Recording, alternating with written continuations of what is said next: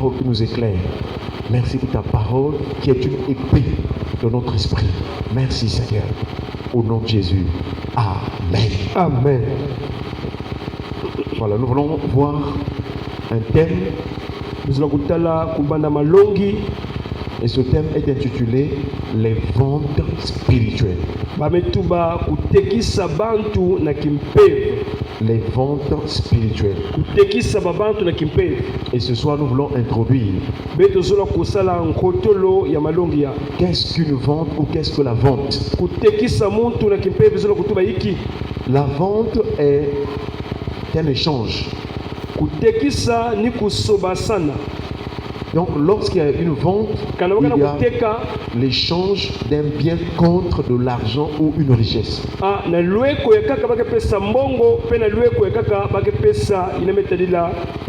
c'est ce qu'on appelle la vente. Quand on vend une personne, quand on vend quelque chose, alors il y a l'échange de ce bien-là contre de l'argent ou la richesse. Qu'est-ce qu'une richesse? La richesse, c'est une possession de grands biens. La richesse, c'est une possession de grands biens en nature ou en argent. Lorsqu'une personne est riche, cela veut dire que la personne a beaucoup d'argent ou beaucoup de biens.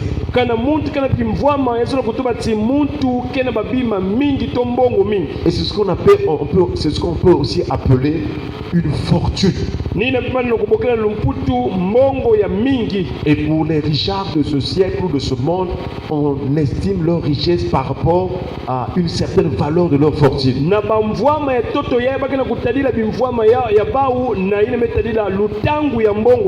La richesse aussi, c'est une possession en matériel, une personne qui a beaucoup de matériel.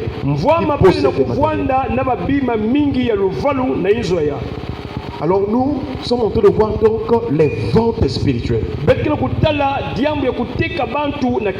Par rapport aux définitions que nous venons de donner, nous remarquons que dans la vie courante, dans les marchés, dans les bourses, il y a vraiment cet échange-là. Et pourquoi nous l'appelons vente spirituelle? Parce que dans une vente, il y a un rapport aussi spirituel. S'il y a des ventes physiques que nous voyons au marché, ainsi de suite, il y en a aussi des ventes, quoique se matérialisent par des choses physiques, mais ces ventes-là ont une relation spirituelle. Cela veut dire qu'on peut donner quelque chose de physique, tout en achetant une personne ou quelque chose ou un domaine de la vie d'une personne spirituellement. Voilà pourquoi il faut faire extrêmement attention. Déjà du temps d'Abraham, dans Genèse chapitre 14, et vous allez voir que vers le verset 17, il est dit Abraham revenait, il était vainqueur.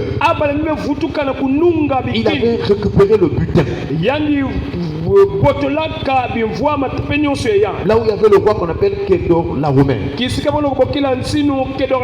Au retour d'Abraham, il rencontre le roi de Sodome. Et le roi de Sodome lui dit, prends pour toi les richesses, donne-moi les personnes. Ça veut dire que c'était comme l'échange aussi. Ou encore le roi Sodome voudrait que Abraham lui donne des personnes et en contrepartie qu'Abraham prenne les richesses.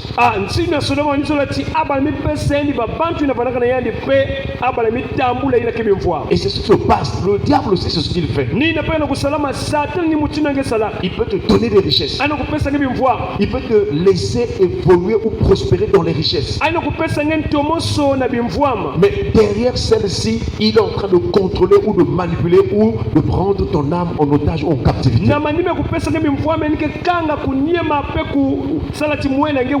Voilà pourquoi la richesse selon Dieu doit être une richesse proportionnelle à ton niveau de foi, ton niveau spirituel.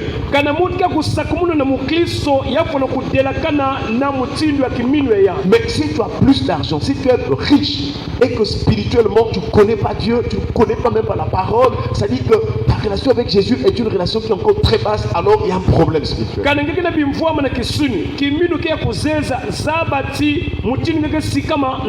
Si le diable est venu proposer à Jésus en lui disant que, en tout cas, si tu te procèdes et m'adores, je te donnerai tous les royaumes du monde et leur gloire. C'est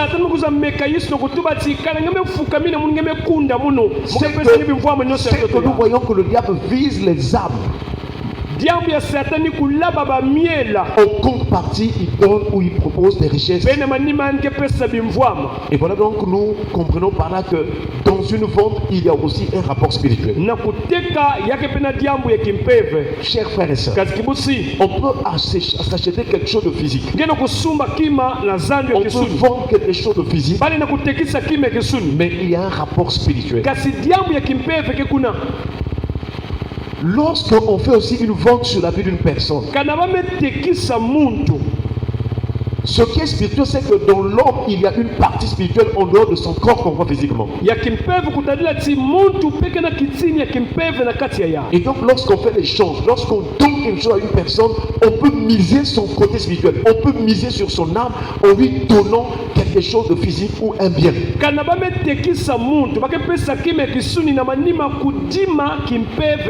Voilà pourquoi beaucoup sont corrompus à partir des biens matériels. On lui donne du matériel, on lui donne des richesses physiques, mais spirituellement, c'est son âme qu'il a vendue vraiment au diable.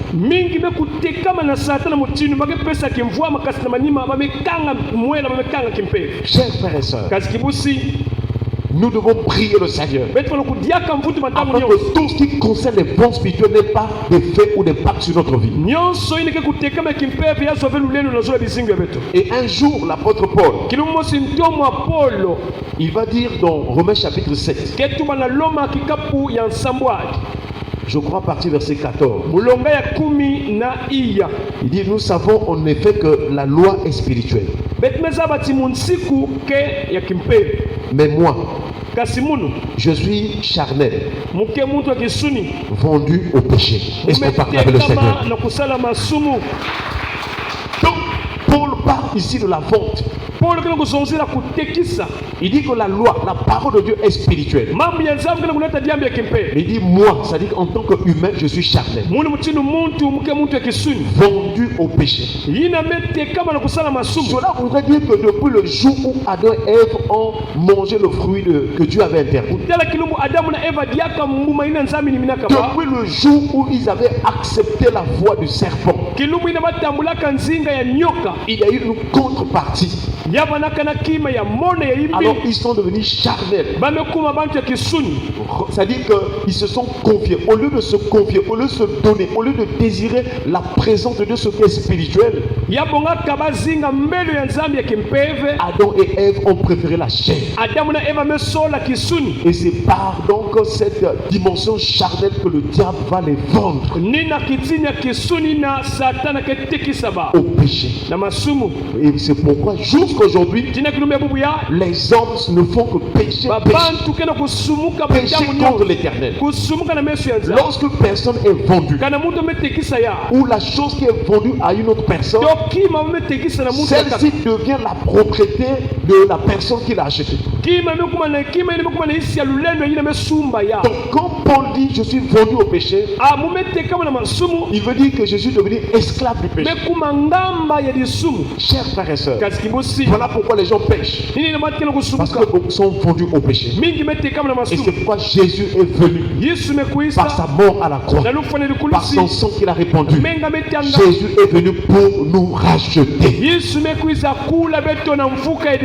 Est-ce qu'on peut acclamer le Seigneur? Que Dieu te bénisse. Tu dois comprendre ces choses.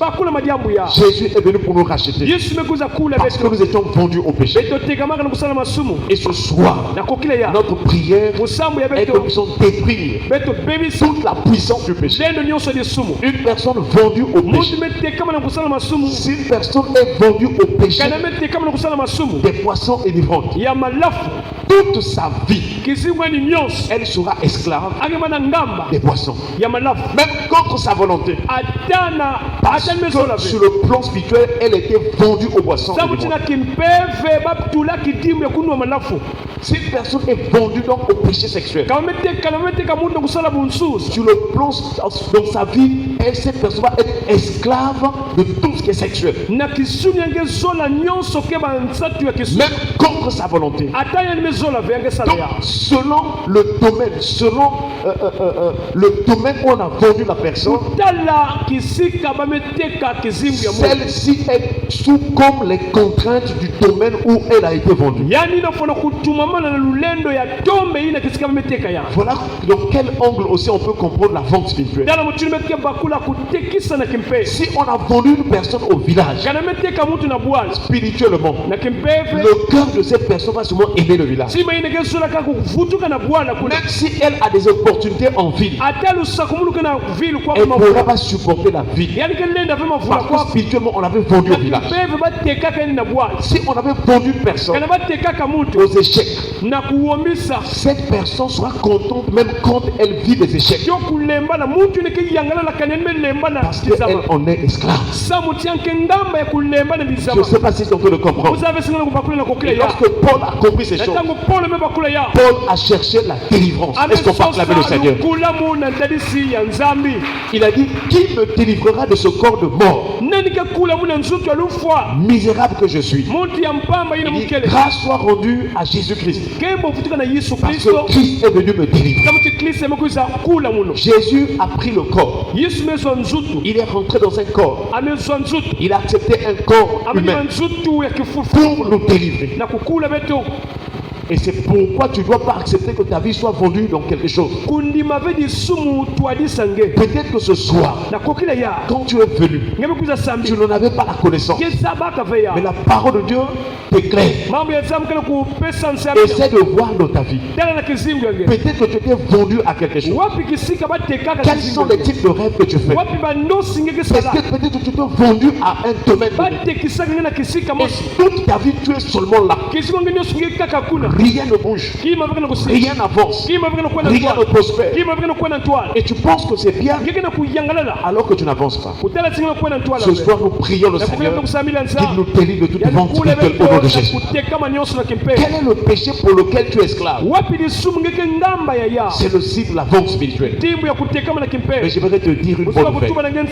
Si tu crois à la puissance du nom de Jésus, chers frères et sœurs, tu vas être délivré de ce péché. Tu vas sortir de ce péché. J'aimerais que cette année, que tu te poses la question: est-ce que je suis obligé de pécher? Est-ce que je suis obligé d'être pauvre? Est-ce que je suis obligé d'être malade? Et la réponse est non. C'est une décision à prendre. Est-ce que je suis obligé, je suis contraint de rester toujours dans cet état misérable? Le Saint-Esprit te dit non. Même si tu étais le plus grand pécheur de ce monde, dès lors que Jésus était mort pour l'humanité, c'est aussi pour ton compte que Jésus s'est donné à la croix. Voilà pourquoi tu dois dire non à cette condition-là. Qu'est-ce qui se passe dans ta vie? À quoi étais-tu vendu? Que le Seigneur t'en délivre ce soir au nom de Jésus. Alléluia. Amen. D'autres sont vendus dans des situations familiales. En tout cas, nous verrons peut-être dans les prochains jours, selon que Dieu va nous conduire, certains domaines des ventes spirituelles. Amen. Mais ce soir, Paul dit, j'ai été vendu au péché. Et Paul a cherché la délivrance. Est-ce qu'on peut acclamer le Seigneur? J'aimerais nous rappeler ce soir, quel que soit ce que tu vis, quel que soit ce que tu traverses, ce qui compte, ce n'est pas cette situation-là. Ce qui compte pour toi, c'est la délivrance. Et nuit et jour, tu dois crier à l'Éternel. Tu dois invoquer Dieu. Tu dois importuner Dieu.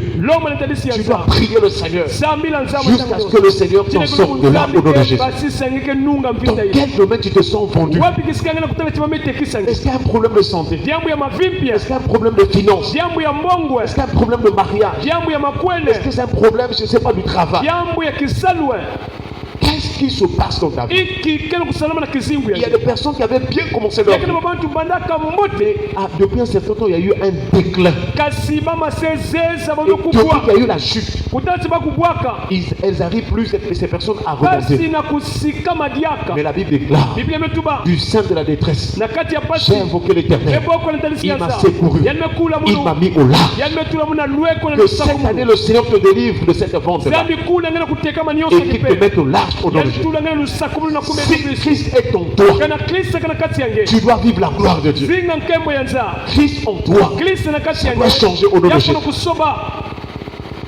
Nous voyons dans les quartiers, dans notre environnement, beaucoup de gens ont été vendus. Beaucoup ont été vendus. Et beaucoup aussi ont accepté cette condition-là. Jésus est venu délivrer les captifs. Toi et moi aussi nous étions captifs. Et la première délivrance, c'est le salut de notre âme. Maintenant tu sais que tu es sauvé, tu as accepté Jésus-Christ. Ceux qui sont juste maintenant, c'est voir dans ta vie qu'est-ce qui ne va pas. Dans quel domaine ça ne marche pas. Tu dois réclamer tes droits. Parce que tu es devenu enfant de Dieu, héritier de Dieu, co-héritier de Christ. Avant d'aller au ciel, tu dois vivre la gloire de Dieu dans ce monde au nom de Jésus. Est-ce qu'on peut s'élever dans la prière?